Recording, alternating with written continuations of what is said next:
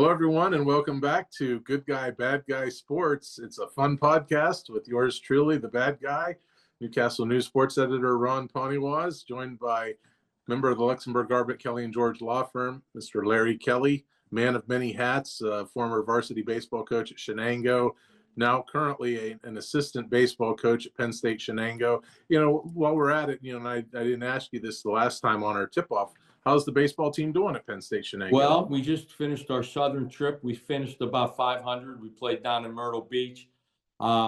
It's our spring training, Ronnie. We only got outside like once or twice before we went down on the trip. And just like a spring training in the major league facility, we play a lot of the younger guys. We try to play everybody, give everybody some work, see what we have, get a feel for, who will be able to help us moving forward. And so we're only looking to finish 500 or so. Like I said, we're playing a lot of freshmen, first-year players who, don't always figure heavily when the season starts and you're moving forward. But we had a couple Lawrence County kids that really had great weeks. Anthony Miller, he was a Notre Dame recruit playing for us. He had a big week. Nooch, Dominic Fornatero had a big week for us. Dante Micheletti, another Newcastle guy, big week. Couple of my Shenango players, Jason Malley, had a huge week for us. Tyler Houck, huge week for us. And on the mound, Tyler Houck. And we have Will Nardone, Elwood City product.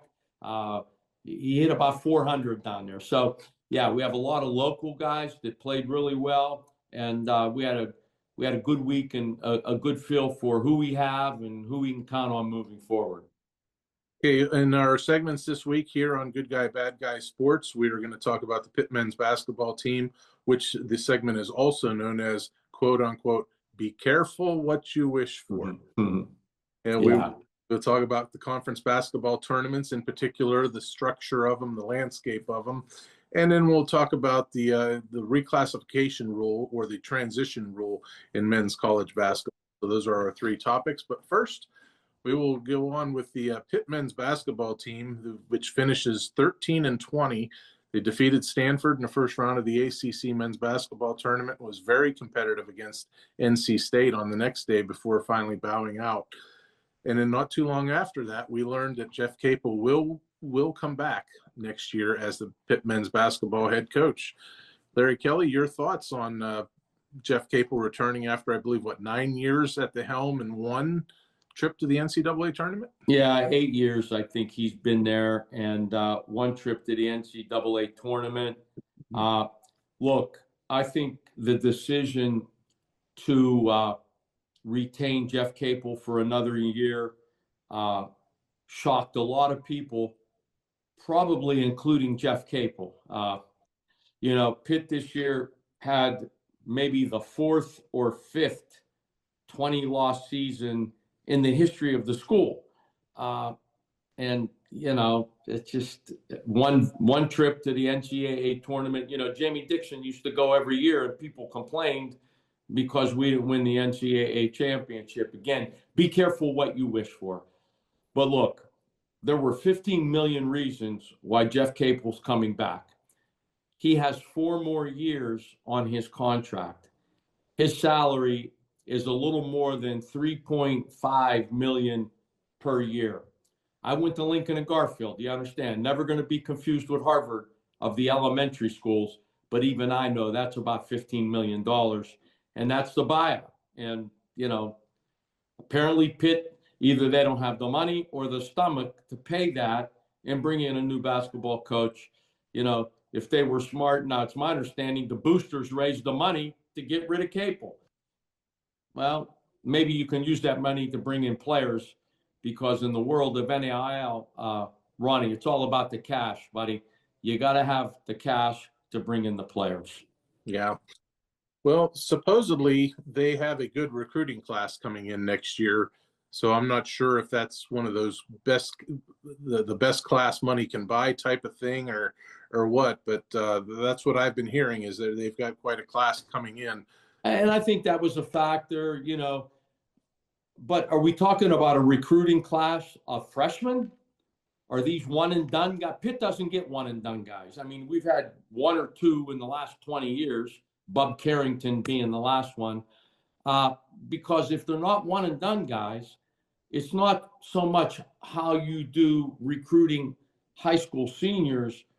The key now is how do you do in recruiting the portal, bringing in players with experience, bringing in players that are older. You know, the other day, or last year, or the year before, Coach Calipari, John Calipari, when he was asked how come he got beat by Oakland, it was a major upset when I think he was still in Kentucky. He said, sure, I'm playing with one and done guys, but they're 18, 19 years old. Oakland had 3 guys on the team that were like 25. And, you know, it's just the maturity factor. So unless you're getting one and done guys, unless you're getting recruits like Duke gets, freshmen aren't going to beat the guys that are coming out of the portal who are mature. Some of these guys are 6-year guys. You go to college at 19. In your 6th year, you're 25 years old. You're a man. So, you know, I don't know. We'll see. You know, we'll see. But Pitt basketball used to be the hottest ticket in town. I was a season ticket holder for 15 years at the Peterson Event Center. Some of the best basketball games I've ever seen were when Pitt was in the Big East. And they had those battles with Georgetown and UConn, and even the games against West Virginia. The place was packed. The atmosphere was electric. It's like a morgue in there now. The place holds 12,000. They said that their average attendance was about 6,000. And quite frankly, I think that's tickets sold. I went to a couple games this year. There couldn't have been more than 3,000-4,000 people in a 12,000 seat, you know, arena. It doesn't do much for the atmosphere. You know, something has to change here, you know, because right now Pitt basketball is a non-factor. That is our Pitt Minute with Jeff Capel being retained as the Pitt men's basketball coach. They're off to the off season to look in the portal and find some fresh talent for next year. Don't go away as we talk about the NCAA conference basketball tournaments and the structure of it and maybe the possible future of it. So don't go away. We all know there's an advantage to being the home team, to playing at home. And at LGKG, we have been your home team for over 90 years. We're more than just a law firm. We're your friends, your neighbors, an advocate when life takes an unexpected turn. We're not just lawyers that practice law. We live in this community, just like you. When you need us most, we're at our best.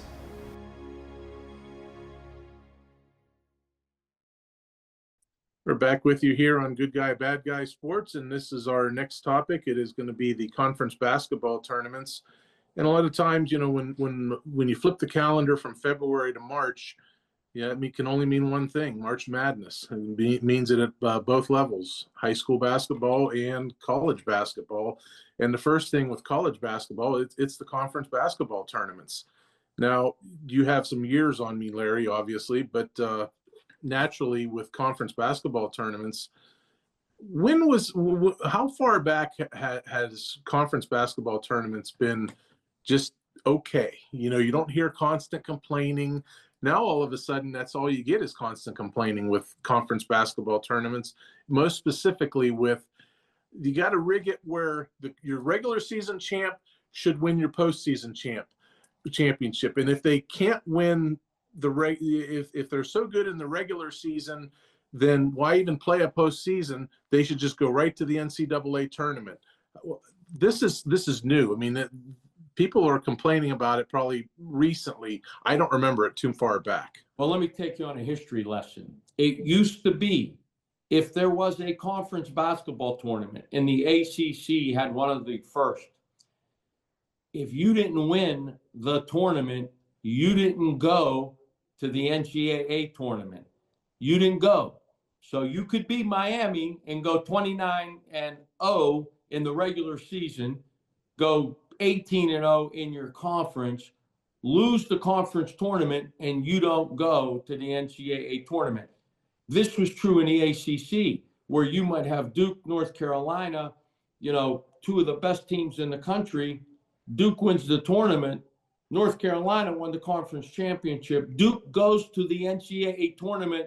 North Carolina goes home. At least now, I think they took 4 or 5 teams from the ACC. You don't have to win the tournament to get in. You don't have to do it. In the old days, you did. You had to win to get in, but that's back when the NCAA only took 32 teams. Now they're taking 64, maybe more, 65. There's a bunch of them now. Now, you sound like Coach Calipari. He figures the time for these tournaments are over. They're done. But you know why they won't be done, my friend? Why they will continue forever? There was a song that was sung, I think, by the OJs one time. Money, money, money, money. It's all about cash, my man. These tournaments, I went to the Big East tournament up in New York City for about 5 years in a row when Pitt had a real basketball team. The place is sold out every game, and the money that's generated from these tournaments, they're not going away, my friend. No, and they shouldn't either. I am totally against the idea of getting rid of conference basketball tournaments. I am also totally against the whining and crying that's going on with people saying, okay, well, you have a team like, you know, it's mainly mid-major conferences. And Miami of Ohio was 31-0 going into the Mid-American Conference Championship game, or a tournament, conference tournament. And there's a lot of people saying they didn't lose a game. They should go all the way to the semifinals. Why?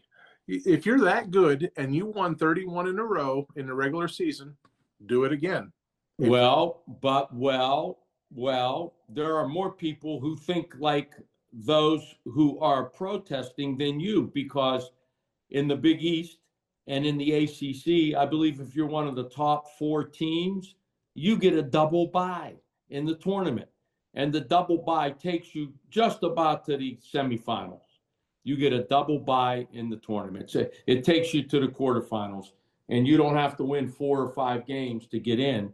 You know, you got to win 2 or 3. So there is some advantage to winning, you know, and doing well in your season. Where it really gets you, for example, Navy. Navy had the best season in the Patriot League. Yep. The Patriot League is a 1-bid league. Navy won the regular season. Nobody was even close to them. And then they get upset in the tournament, and they're going home. Yep. And they're going home while somebody else. So in these 1-bid leagues, like the Patriot League, it is a little unfair that a team like Navy that dominated the regular season loses a game in the tournament and they don't get an invite. The conference tournament for the MAC is not really structured the way the Big East is, because they weed it down. Only 8 teams go to Cleveland and play for the MAC championship. Whereas, by the way, who won that conference tournament? Who won that tournament? Akron did. And who did they beat? Toledo. No, I thought they beat Kent State along the way, though. Well, along the way, they beat them in the semifinals. Yeah, they beat them in the semifinals. Say it. It'll make you feel better that the Akron Zips beat the Kent State Golden Flashes. Say it. It'll just make you feel better. The Akron Zips beat the Kent State Golden Flashes. I don't feel any better than I did 12 seconds. And didn't we have a little bet on that game, you and I? No, I thought we had a bet. No, we did not. You're delusional on that. That beat Kent 3 times this year, and the first 2 were routes. They were over with by halftime for all intent and purposes. But that was a game going into the second half and all the way down to the end. I think Akron won by 7, missed the cover by a half a point. Yeah, it was. It's always when Kent plays Akron. Even when I was at Akron, it was a rivalry. I mean, the schools are 10 miles apart, maybe. Yeah, and that's the one thing that does bother me about that rivalry is, as much as I can't stand Ohio State, and then you have Ohio State fans saying that team up north, referring to Michigan. Well, Kent State fans do the same thing with Akron. That team down the road is what they call Akron. I don't get into I don't care about Well, it. you beat us in football just about every year, so let us win once in a while. There you go. Miami of Ohio. I had you write this down, Larry. If I was to tell you nothing more, no a blind resume, because that's what we're into, blind resume. We'll do this for NFL MVP, baseball MVP, Cy Young, what have you. We also do it in college basketball. If I was to say, here's a blind resume, and I throw all sorts of things at you, but I don't throw the record, I don't throw the name. All I do is I tell you a net rank of 64, a non-conference strength of schedule 340 out of 365, and a wins above the bubble 37. Yes or no? Does that team get a tournament bid? Well, look, net rank is what kind of controls what the committee does. They take 65 teams, and if you're 64 and then four other 68 total. 68. Yeah. If you're net ranked 64, you're probably getting in. And I know you're talking about Miami, because the first thing I did before the committee made the selections is I checked their net rank. Mm-hmm. They used to use RPI. They don't use RPI as much anymore as they use net rank. And I don't know how they get to that number. But if you're in the top 65, you probably got a chance. And Miami was in. They're playing tonight. I picked them to win in my bracket. I think they got a chip on their shoulder. I really do. They're an 11 seed, I believe. And, hey, Ronnie, they went 31-0 in the regular season. Listen, I don't care if you're playing elementary school basketball. That's hard to do. There's something special about your team. It's not going to happen every year. You're not going to get in every year, but if you go undefeated in the regular season, 14-0 in your conference, you probably deserve to get in. This is the first time in like 30 years that the MAC had two bid teams. And they said Akron, a couple of the prognosticators are saying that Akron could win a couple games. They're that good in the tournament. They've said that for several years, and they got blown out last year in the first round. So we will see about that. However, with Miami of Ohio going into the tournament at 31-1, you have to realize that they shave off 3 wins because they're Division III wins, including one of them against the neighbor's dog, Milligan. And the other thing with that is, if somebody's telling me a net strength of schedule 340, all that stuff, and they're asking me yes or no, are they in? I'm probably saying no. And if they're saying yes, and I'm asking them, do you run a meth lab in your spare time? Are you a coke dealer? Or 340, and naturally they ran a study, and Miami of Ohio, from what I read, was turned down by 75 different schools where they approached them for a non-conference game. One of them was Pitt. I think Brigham Young was another. Miami of Ohio, though, wanted the games in Oxford, Ohio. They did not want to travel. Well, who do they think they are? Do they think that they're Duke or Gonzaga? You have to, those games you have to travel. Kent State played at Purdue. Yeah, they travel because they get paid to go to, Ronnie. There's a big check. When you leave, you're leaving with about 250, 300,000 in your pocket. So go. They're called paid. They pay these teams to come and get beat. Right. I remember one time, John Sarandria, who, the head basketball coach at Newcastle for years, he used to go to an invitational tournament when he was coaching at Tolentine High School in New York. Mm-hmm. And the invitational tournament, I can't remember, was in New Jersey, but it was all the best schools from New York and New Jersey. And there would actually be a stipend paid to the schools that were invited. So John goes and he loses a game, and he told the home coach who beat him, the coach whose team sponsored the tournament and hosted the tournament, and he was complaining a little bit about the officiating. And the coach said, John, wait a minute, let me get this straight. You come to the tournament and we pay you to come here and you want to win too? And John just laughed. That's the way it is. And when Pitt loses to Quinnipiac and whoever else they lost to, I mean, come on, that's an embarrassment. That's an embarrassment. Teams don't want to play Miami because they want to pay those teams and they want to be sure that they're going to win the game. But listen, I got a couple stats for you. Tennessee, you know what their record was? You know what their quad one record was? And they're in the tournament. Quad one. Probably 6-11 or something. 6-10. They were 6-10. They had 6 quad one wins. They were 6-10, and they made the tournament. St. Mary's, you know what their record was in quad one games? 1-4. So, I mean, come on. Look, Miami deserved to be there this year. They just did. You go 31-0, you deserve to be there. And we'll see how they do tonight. I think they got what? Texas Tech, maybe? It's tomorrow against Southern Methodist. It's Wednesday. Oh, is it? Yeah, tomorrow. Yeah. SMU. So Texas and North Carolina State is the nightcap tonight. Yeah, that's the game tonight. So look, we'll see. I think Miami got a chip on their shoulder, and I think they're going to beat SMU.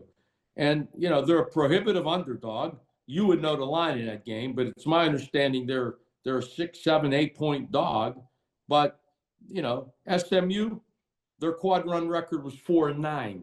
So this isn't the coming of the second coming of the UCLA Bruins of 1967. That's for sure. Yeah, I just think it was awfully arrogant to say, hey, we want you to play in Oxford. No, you take the game wherever it's at. You go there. They're going to pay you anyways. So, play somewhere. Now, I do have one suggestion for what they could do with these schedules. It's not going to happen. We already know it's not going to happen. Is if you want to have a song and dance of nobody will play us. Okay. Well, then what the NCAA needs to do is do this for a 2-year cycle, kind of like the WPIO or the PIAA do classifications for a 2-year cycle. The NCAA will tell the Power 4 schools, they'll tell Pitt, we'll use Pitt as an example. Pitt, you've got to play a home and home. Don't cry about going to away. You don't have a choice. It's home and home. We're going to stick you with Vermont. And we're going to stick you with, Santa Clara or somebody like that. And it's got to be in one, you play Santa Clara once at home, Santa Clara once away. Vermont once at home, Vermont once away. It's non-negotiable. And it's like that for every Power 4 school. You get 2 games where the NCAA tells you, don't cry about it. That's who you play. 2-year cycle. After that ends, then it recedes. West Virginia could be playing Delaware and Mississippi Valley State. See how they're helping out the lower tier teams. And again, if it's one of those things where Mississippi Valley State or Vermont has a really small gym and you want to do better, okay, Mississippi Valley State, play somewhere at a bigger gym and you can draw fans. Vermont, have something better. How about playing at the up in New Hampshire or whatever, Connecticut. Play it somewhere up there. Same with Santa Clara. There's big gyms out in California. You want a bigger gym, bigger house, go for it. Listen. That's why you would be a great warden at the Lawrence County Jail, probably a dictator in a third world country. Do you really think that the college presidents and athletic directors would pass what you just suggested? Do you really think that could happen? Did you hear what I said at the start of it? I said, it's not going to happen anyways. I already know it's not. But hey, it would eliminate all the people crying. Nobody would play us. Well, hey, there you go. You were told who to play.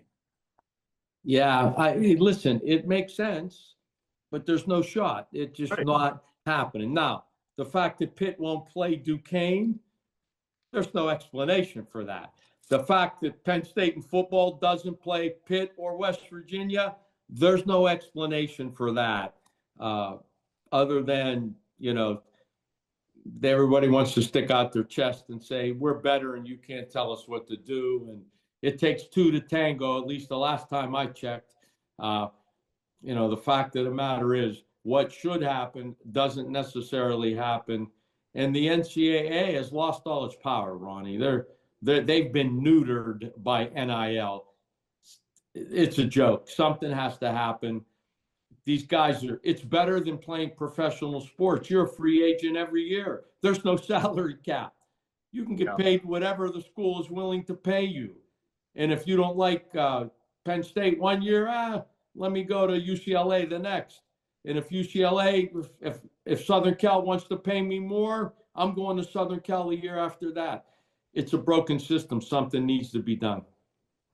My final 2 points on this one is real quick is if I was the quote unquote czar of the world, as Larry Kelly likes to say, I'm putting Miami of Ohio on the 8-9 line. They're in. They're safely in. There you go. What's the caveat there? You win an 8-9 game, guess what? You get Duke. You can't duck them. You can't say, well, you got to come to Oxford to play us in the next round. Nope. You get Duke or Arizona, somebody like that. There you go. Now let's see how good you are. Well, listen, if they win, they're getting a 6 seed, and that's no cupcake.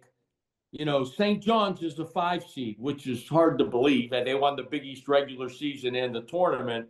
So there's no cupcake. Tonight's game isn't a cupcake. I mean, they're playing an 11 seed that's pretty similar to them, and it coming from a Power 4 conference on a neutral court. We'll see if Miami belongs tomorrow night. And the other item that I mentioned is a lot of people want to restructure conference basketball tournaments or totally take them out of the game. Larry, if you don't agree with this, I'm never allowing you to say what your favorite saying is ever again. And if you do, I'm going to charge you $100 every time you say it. You cannot tell me that you'd be okay with conference basketball tournaments going away because you yourself say survive in advance. Survive in advance. 83 NC State men's basketball team, the 30 for 30. If we went by that rule where you can't have conference basketball tournaments, we probably wouldn't have any idea who Jim Valvano is or Terry Gannon or any of the other guys. Derek Wittenberg, Sidney Lowe, we wouldn't know who any of those guys are. You know what? I mean, it was the greatest run in the history of the NCAA.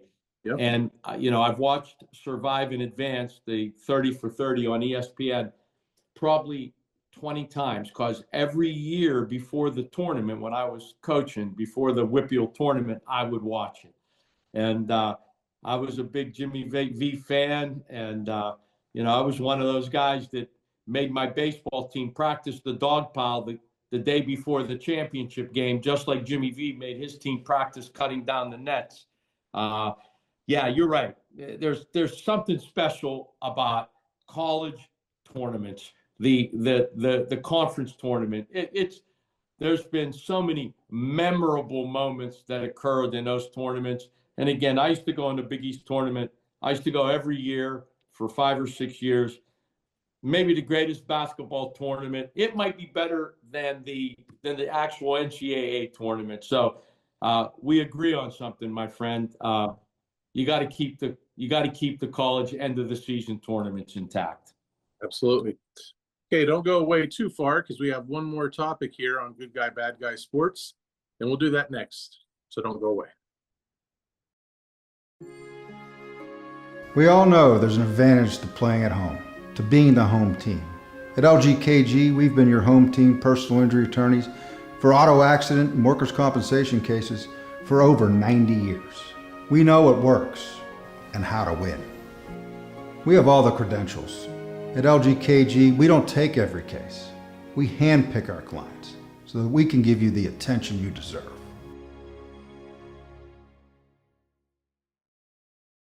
We're back with you here on Good Guy, Bad Guy Sports, and our final topic of the night will be a little bit more of college basketball. You can't get enough of it when it's in the month of March, and it's going to be the reclassification or transition rule.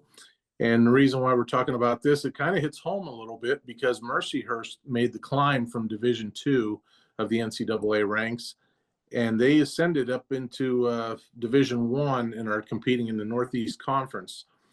And a lot of people will complain, and I think we're in a society now where you're not happy unless you're complaining, but they're calling this the quote-unquote worst rule in sports.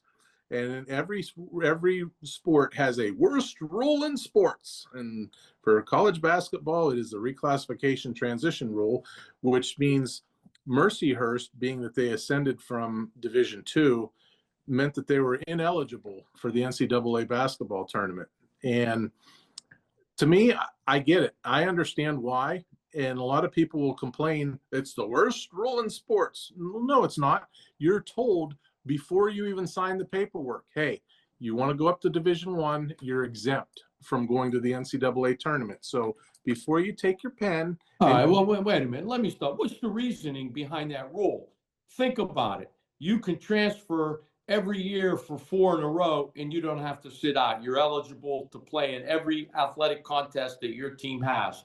What is the reasoning behind making a team ineligible for the tournament if they move up? It's got to be something to do with finances, as you call it, money. Got to be able to make sure that you got to be able to show people that you can go from Division II to Division I and be on a level playing field, and you're not going to skip a beat. Yeah, but if you don't have money, you can't win, so you don't have to worry about it. If you told me that, the big power schools aren't going from Division I to Division II, North Carolina with $100 zillion in their NIL budget isn't going to play Slippery Rock. That would make sense if you have something like that happen, that they have to sit out a year before they can go to the national tournament. But a team that's moving up like Mercyhurst, that you're going to make them sit out when you allow every player in the NCAA to transfer and not have to sit out anymore? No logic, brother. There's no logic to that rule. If you could give me a justifiable reason, I'd say, okay, maybe, but I got to agree with the public. Worst rule in sports. Mercyhurst was playing in the championship game against Long Island, which meant that Long Island automatically clinches the NCAA tournament bid automatically because Mercyhurst is exempt from the NCAA tournament. The only issue I have with this is if you're exempt from going to the NCAA tournament, this is a conference thing. Why wouldn't the NEC just turn around and say, well, if you can't qualify for the NCAA tournament, you really have no business playing in the NEC tournament. So just sit out. You're throwing them a bone. I mean, there's less logic behind that rule that you can't play in the conference tournament. Hey, look, Ronnie, the NCAA got a lot of goofy rules. They're antiquated. They're rules that are too old. The NIL rules need readjusted. The system's broken. The NCAA has become neutered. It's broken. Something has to be done here. College sports are not nearly the same, and you got to do something here. You can't have your better players leave school year after year after year and chase more money, more money, more money. Mm-hmm. I mean, college coaches make decisions on where they're going to coach based upon not the school, not the reputation, not the conference that they're in.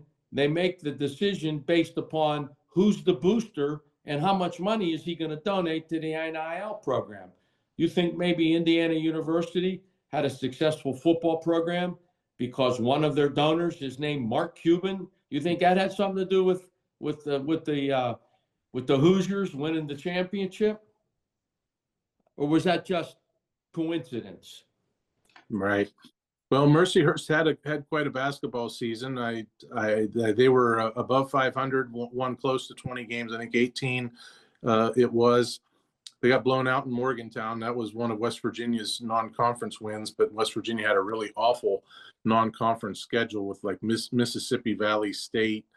Xavier was down and they lost to Xavier. Mercyhurst again went to Morgantown. So they were playing up. It wasn't just the fact that they were in the NEC and in Division I level. They were playing big time. Yeah, and I tip my cap to them. And had they won the conference tournament, they should have went in. There's no reason to leave them out. But again, if it's talking about money, you're talking about boosters. Rick Pitino, maybe one of the best coaches in the history of college basketball.